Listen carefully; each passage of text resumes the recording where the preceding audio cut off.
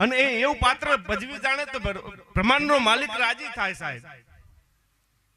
એટલે સ્ટેજ છે એ સરસ્વતીનું આસન છે, સરસ્વતીનો ખોળો છે. હું તમે જુદા જુદા પાત્રો લઈને આવ્યા છે. કોઈ કરોડપતિના પાત્રો લઈને આવ્યા છે, કોઈ દાતારીના પાત્રો લઈને આવ્યા છે, કોઈ ભક્તોના પાત્રો લઈને આવ્યો છે, કોઈ સંતોના પાત્રો લઈને આવ્યા છે સાહેબ. જેવું મને તમને પાત્ર મળ્યું છે એ ભજવી જાણીએ તો રાજી બહુ થાય સાહેબ. કારણ કે કરને કોગદી અખતરો દઈને મોટું દાન, કરને કોગદી અખતરો તું દઈને મોટું દાન, પછી ભર્યા રહે ભંડાર તારા રાત ને દિવસ રામડા. દાતારીનું પાત્ર મળ્યું હોય પણ સાહેબ આમ કરતા શીખી જઈએ ને તો એની મજા છે મારો બાપ. બાકી આ મનોરંજનના પહેલા, અને હું દરેક કાર્યક્રમમાં કહું સાહેબ કે આ સ્ટેજ છે ને ભગવતીનું આસન છે, સરસ્વતીનો ખોળો છે, એની ઉપર બેહીને બોલવું એટલે સાહેબ જેવું તેવું હોય નહીં, જેવું તેવું બોલાય નહીં. કારણ કે આ મનોરંજનના એકે સાધનો પહેલા નહીં, વડીલોને ખબર. એ જમાનાની વાત કરું સાહેબ, વિસનગરના મૂળજી આસારામ એક નાટક કંપની ચાલતી, બહુ જૂના જમાનામાં. આ ફિલ્મો, આ સિરિયલો આવું કઈ હતું નહીં, એ જમાનાની વાત કરું. એટલે નાટક કંપની બરોબર એમ કહેવાય રમતા રમતા રમતા ભાવનગર સ્ટેટમાં રમવા માટે કરીને જાય. માલોપતિ મૂંજનો ખેલ અને ઢાર હે પાદરના ધણી એમ કહેવાય જોવા આવીને બેઠેલા મોહન મારવાડી આમ માલોપતિ મૂંજ બની અને સ્ટેજની ઉપર આવે. એને હાલવાની સટા અને બોલવાની ઢળને જોઈને ઢાર હે પાદરના ધણીના મોજના તોરા મંડા ફૂટવા ભાઈ મોહન ભાઈ મોહન ભાઈ મોહન કરી અને 1.5 શેર હોનાનો તોડો આમ પગમાંથી ગાડીને છૂટો નાખ્યો સ્ટેજની ઉપર કે લે મોહન. મોહન મારવાડીના પગ થંભી ગયા તા. શું છે દરબાર કે મોહન તારી ઉપર હું મોજમાં છું બાપ, અને તોડો તન બક્ષિસ કરું છું.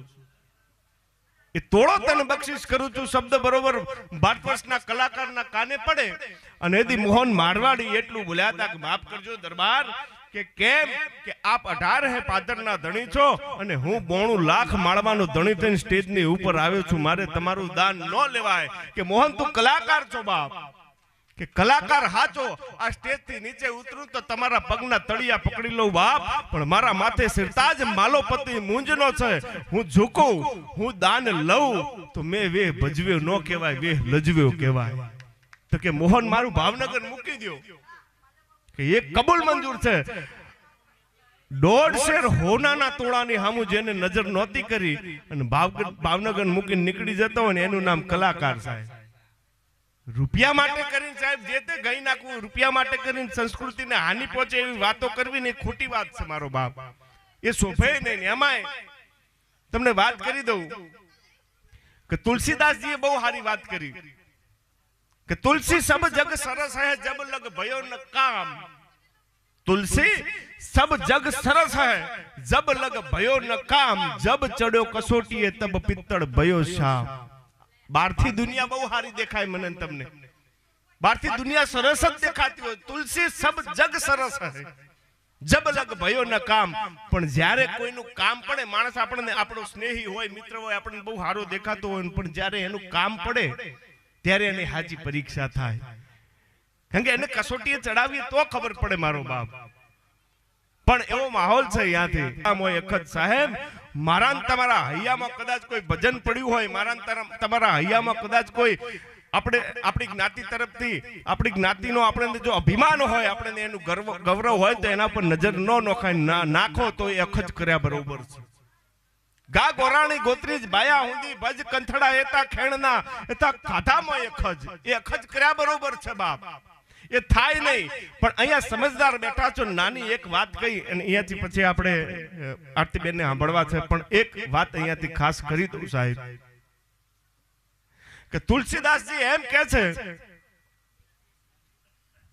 કે તુલસી ગરીબ ના છેડીએ बुरी गरीब की हाय, मुआ ढोर की खाल से लोहा भस्म हो जाए. तुलसीदास जी बहुत सरस बात कर છે. તુલસી ગરીબ ના છેડીએ.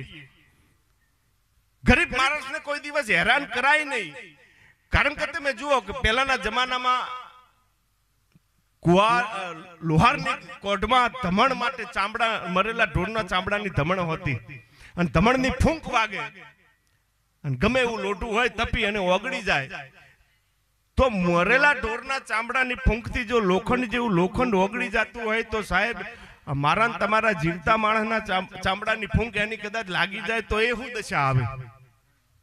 મુआ ढोर की खाल से लोहा भस्म हो जाए। એનો એક પ્રસંગ કીધો છે કવિએ કે રાતનો અંધકાર બરોબર એમ કહેવાય 12 વાગી ગયેલા અને એક માણસ એમ કહેવાય કે આમ આવતો તને એમાં વચમાં સ્મશાન આવે, સ્મશાન આવી ગયું, રાતનો અંધકાર 12 વાગી ગયેલા, આજ રાતનો ગજર ભાગી ગયેલો, એટલો બધો સન્નાટો, ક્યાંક ઘુવડ બોલતા હોય, ક્યાંક તમરાનો અવાજ, ક્યાંક શિયાળ બોલતું હોય અને એમ લાગે સાહેબ સ્મશાનમાં આખી ભૂતાવળ બેઠી થઈ હોય, આટલું બધું ભયંકર એમ કહેવાય સમય રાતનો, અને એક મર્દ માણસ એમ કહેવાય આવતો હતો સ્મશાન વચ્ચે વસ્તી એમ કહેવાય નીકળે ને એની નજર છે એક જગ્યાએ પડી તો એક બાઈ બેઠેલી,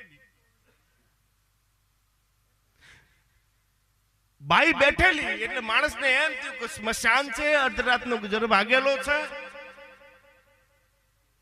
બાઈ કોણ હશે? અને આવી એને બરોબર એમ કહેવાય કે જોયું તો બાઈ બેઠી બેઠી છે, એ ચિતાની અગ્નિ છે અને એની ઉપર આધણ મૂકેલું છે.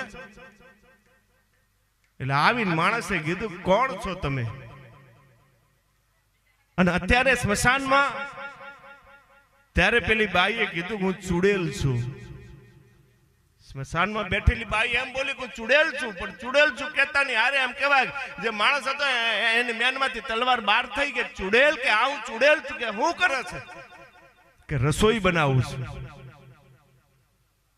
શું કીધું? કે રસોઈ બનાવું છું. કે મરેલા માણસની ચિતા ઉપર કે તારા મનમાં ચિતા છે, મારા મનમાં ચૂલો છે, મારે તો ચૂલો છે. આ કે આ હું ઉકળે છે? આધણ શું છે? કે દારૂનું આધણ મૂક્યું છે. શેમાં મૂક્યું છે? કે માણસની ખોપરીમાં. એમાં શું રાંધવાની છો? પેલો માણસ સવાલ કરે છે. મારા મિત્રો, મારી વાત ઉપર ધ્યાન આપજો. પુરુષે સવાલ કર્યો તો આમાં શું રાંધવાની છે? કે આમાં પશુનું મોસ રાંધવાની છે. અને પછી ઘટના એવી ઘટી કે માણસે જોયું તો ચુડેલની બાજુમાં એક લાકડું ઉભેલું, લાકડા ઉપર એક પગરખું વળગાડેલું. પછી માણસે કીધું કે તો તું તો આ પગરખામાં લઈને ખાવાની ના રસોઈ તો? પછી ચુડેલ કે ના, એ પાત્ર તરીકે નથી રાખ્યું, એ નજરિયું છે. અમારી રસોઈ અભડાય નહીં એના માટે કરીને નજરિયું ટીંગાડ્યું છે. અને હાવ સાચી વાત, વડીલોને ખબર, એ પહેલાના જમાનામાં કોઈ હારો માણસ હોય, સુખી માણસ હોય અને એના ઘેર પ્રસંગ હોય એટલે દૂધપાક બનાવતા હોય. પેલા દૂધપાકની બહુ નવાઈ એ જમાનામાં. એટલે જ્યાં રસોડું હોય અહીંયા એક પગરખું ટીંકાડવામાં આવતું, પગરખું આમ લગાવવામાં આવતું, જેથી કરી અને રસોઈ ઉપર કોઈની નજર ન પડે ને રસોઈ ફાટે નહીં.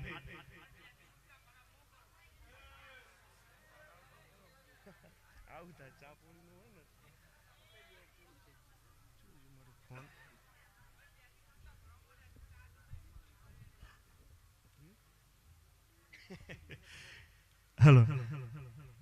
એટલે એ જમાનામાં તમે જોતા રસોડામાં પગરખું ટીંગાડવામાં આવતું, જેથી કરીને કોઈ એવો માણસ આવે તો રસોઈ અભડાય નહીં, રસોઈ ફાટી ન જાય. એટલે પુરુષે કીધું કે તો તું આ પગરખામાં લઈને ખાવાની છે કે ના? પગરખું પાત્ર તરીકે નથી રાખ્યું, નજરિયું છે. ત્યારે માણસે બહુ સારી વાત કરી હતી કે ચિતા અગ્નિ, મદિરા આધણ, એમાં રાધણ માસ રુધિર, નર મુંડે નજર નાખી અને અભડાવે કોણ અધિક? મરેલા માણસની ચિતાની અગ્નિ છે, એના ઉપર માણસની ખોપરી છે, એમાં દારૂનું આધણ છે, એમાં એમ કહેવાય કે પશુનું મોસ તું રોધે છે, અને પાછી તું ચુડેલ છે, સ્મશાન છે, ને એક પછી એક નીચ પાત્રો અહીંયા તમે ભેળા થયા છો. તો એવો તમારાથી બીજો કયો નીચ માણસ હોય જેની નજર પડે ને તારી આવી રસોઈ ભડાઈ જાય? એક પછી એક તમે નીચ પાત્રો અહીંયા ભેળા થયા છો, છતાં તમારાથી બીજું નીચ કોણ હોઈ શકે? આનાથી કોઈ નીચ હોઈ શકે ખરો? અને પછી પેલી ચૂડેલ બાઈ હતી ને એને ફરીને જવાબ દીધો તો કે અમારાથી નરાધમ હોય કે કોણ? બહુ સારો જવાબ ચૂડેલે આપ્યો તો કે ગા બ્રાહ્મણ અને ગરીબની જેને હળહળતી લીધી હોય હાય એવા નરાધામની નજરથી આ ખાદ મારું અપડાય. ગાયર વચ્ચેથી ખાઈ ગયો હોય, ગૌચર જેને રોક્યા હોય, જેના ગાયના નામના પૈસા ઉઘરાવીને ખાઈ ગયો હોય, અને બ્રાહ્મણને જેને દુભ્યો હોય, અને ગરીબની એમ કહેવાય જેને આતરડી કકડાવી હોય, આ નરાધમ કહેવાય ને. એના આવા નરાધમ માણસ નીકળે ને તો મારી રસોઈ અપડાઈ જાય. સાહેબ, કોઈ દિવસ ગરીબની આતરડી ન કકડાવાય, કારણ કે ગરીબ કોઈ જન્મતું નથી બાપ. ગરીબ કોઈ, કારણ કે રાકા નગર નો નીપજે અને રાકાની ખાણ્યો ન હોય. ધન ખર્ચતા અને માણસ મરતા આકર રાકા હોય. રાકાની ખાણ્યો ન હોય સાહેબ. ગરીબ માણસ જન્મતો નથી, ગરીબ માણસ કોઈ ઝાડ ઉપર ઉગતો નથી. પણ કદાચ કોરોના જેવી મહામારી આવી જાય, એક પછી એમ કહેવાય કે પૈસા ખર્ચાઈ જાય ને એક પછી એક કંધોતર ઉઠી જાય બાપ. મોટું કુટુંબ હોય અને એમાંથી 2-4 જણા વધ્યા હોય, પૈસા ન રહ્યા હોય, માણસ બધા મરી ગયા હોય સાહેબ, અને પછી 2-4 જણા જે વધ્યા હોય ને રાખ થઈ ગયા હોય, એવા રાખની આતરડી કોઈ દિવસ ન કકડાવાય સાહેબ. સાહિત્ય તો એ કે છે મારો બાપ. પણ એવો માહોલ છે, ઘણી બધી અહીંયાથી પછી વાતો કરી છું કે પેલા અહીંયાથી પાછા